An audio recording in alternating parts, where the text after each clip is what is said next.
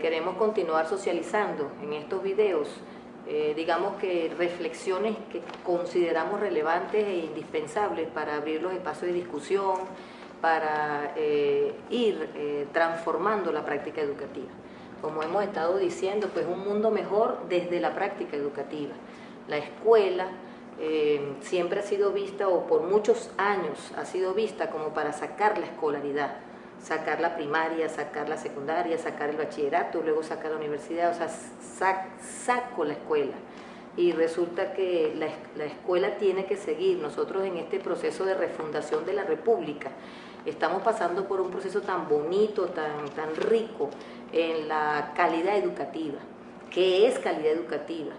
¿A qué se refiere la calidad educativa en nuestra patria y en nuestra nación? Queremos reseñar unas reflexiones de Luis Beltrán, del maestro Luis Beltrán. La escuela no puede ser reflejo de la sociedad que tenemos. La escuela debe ser reflejo de la sociedad que queremos. En este sentido, toda nuestra práctica educativa tiene que ser distinta.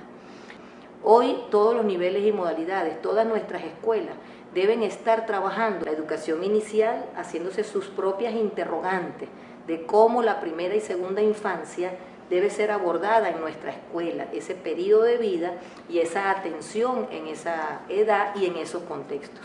La primaria debe estar haciéndose sus planteamientos también de problematización y cuestionamiento de su práctica en ese periodo de vida de la segunda infancia hacia la pubertad y la adolescencia. Y la adolescencia y la juventud también tienen entonces que ser atendidas en su formación integral en nuestra educación media. Entonces, fíjense, el educar con, por y para todas y todos. Educar en, por y para el amor, el respeto y la afirmación de la condición humana. Educar en, por y para la interculturalidad y la valoración de la diversidad. Los maestros y maestras de todos los niveles y modalidades pueden organizar estos referentes como según su propósito y su intencionalidad lo hagan.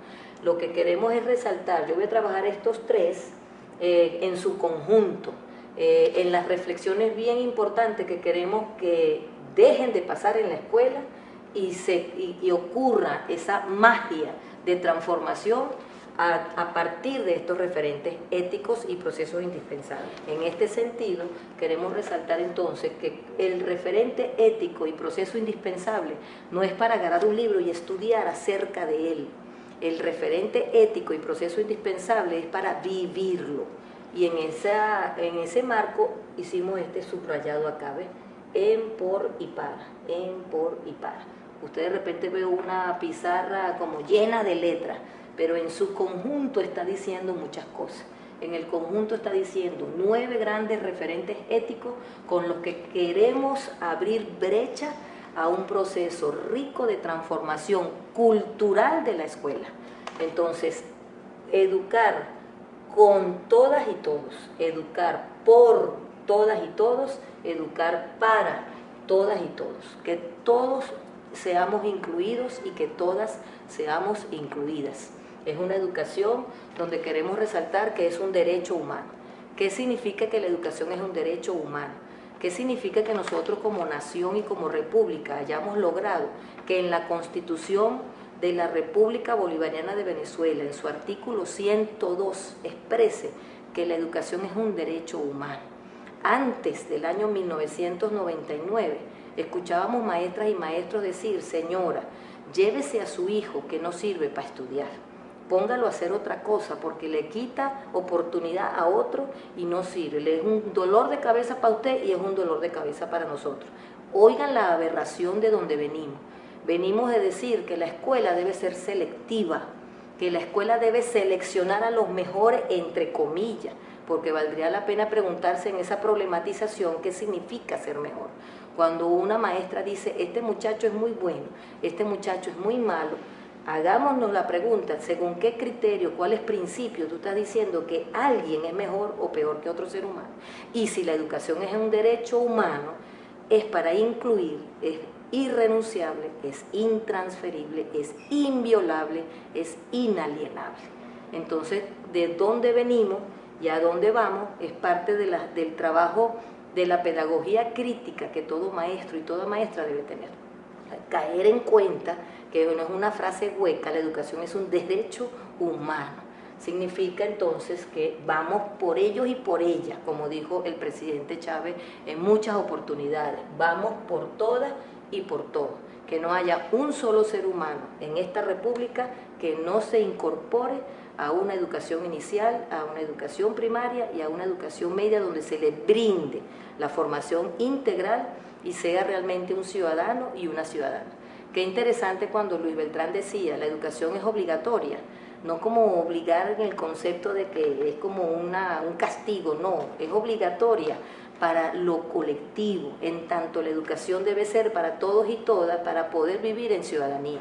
Entonces, educar con, por y para todas y todos incluye este hermoso referente ético que está acá, el amor, el respeto y la afirmación de la condición humana.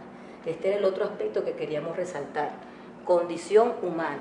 Nuestros salones de clase, nuestras escuelas, en todos los niveles y modalidades, tienen seres humanos. Cuando nosotros decimos, el loro viejo no aprende a hablar, yo no sé si el loro viejo aprende o no aprende a hablar, pero seguramente el ser humano aprende a hablar. Loro es loro, ser humano es ser humano. Es la condición humana. Cuando una maestra dice, ay, yo creo que ese niño no va a aprender a leer, la pregunta es, ¿por qué tú crees que ese niño no va a aprender a leer? Si leer es condición humana. Amar, aprender, crear, escribir, leer, son capacidades y potencialidades humanas. Entonces, una de las grandes reflexiones que queremos que escuchen y que discutan nuestros profesores y profesoras y maestros y maestras en sus escuelas y en sus circuitos educativos es qué significa la afirmación de la condición humana y qué significa que en nuestros salones de clase lo que tenemos son seres humanos. El ser humano en su diversidad, el ser humano en toda la valoración de la diversidad que tenemos que tener, el ser humano blanco, el ser humano indígena, el ser humano afrovenezolano, el ser humano obeso, el ser humano flaquito, el que tiene los ojos grandes, el que tiene los ojos chiquitos, el que tiene el cabello rizado, el que tiene el cabello liso, el que tiene el cabello catira, el que tiene el cabello negro. O sea, nosotros tenemos que ir viendo al ser humano en toda su potencialidad, en toda su ciudadanía y en toda su diversidad. Las religiones diversas a las que pertenecen nuestros muchachos y muchachas. Entonces yo no puedo decir que una escuela tiene que tener obligatoriamente una religión específica, sino que tenemos que respetar las familias que decidieron a qué religión pertenece un muchacho y una muchacha. Entonces tenemos que respetar cuáles son sus tradiciones, cuáles son sus costumbres, cuáles son sus códigos con los cuales se relacionan en su hogar y en su comunidad. Entonces, estos tres referentes éticos, yo los quise colocar en su conjunto para que nosotros valoremos que la educación es un derecho humano. Por lo tanto, no se discute que ingrese algo. Si la educación es un derecho humano, la formación que recibe un ser humano debe estar asociado inclusive a la vida y a la salud. Por lo tanto, la educación es un derecho, el goce y ejercicio de la educación, la igualdad en las condiciones y oportunidades y la justicia de incluirse como ser humano diverso, como ser humano humano, porque no es un animal. En nuestros salones de clase no hay animales. Cuando usted le dice, por ejemplo, a un muchacho, tarea, y el muchacho le dice, ¿cuánto hay para eso? Y usted le dice, 2 puntos. Eso es un condicionamiento heredado por el experimento de Pavlov con un perro. En el experimento de Pavlov con un perro se le estimuló y emitió una respuesta. Entonces nosotros queremos transmitir a nuestros seres humanos en nuestra escuela lo que enseñaron en una teoría del aprendizaje conductista basada en experimento con animales. Entonces la escuela no es para sacar lo animal, la escuela es para formar al humano. Cuando usted le dice tarea y el muchacho dice ¿cuánto hay para eso? Y el muchacho piensa, si no pone puntos no la hago. Y la maestra dice 2 puntos y la maestra piensa, si no le pongo puntos no la hace. Usted lo que hizo fue salir del paso, porque usted a lo mejor tenía que entregar una nota, porque a lo mejor usted quería que hiciera la tarea para entregar esa calificación, pero realmente no hubo formación humana en ese punto. Cuando usted dice tarea y el muchacho dice ¿cuánto hay para eso? Y usted le dice nada, mi amor, yo necesito que tú hagas esa tarea, yo necesito que tú me expreses en ese cuaderno lo que tú no entendiste para yo volvértelo a explicar. De esa manera yo me encuentro con el ser humano. Y déjeme decirle, y haga usted su prueba, indiscutiblemente así será, el muchacho le trae la tarea. Usted lo trató como el perrito de Pavlov, y como el perrito de Pavlov te respondió.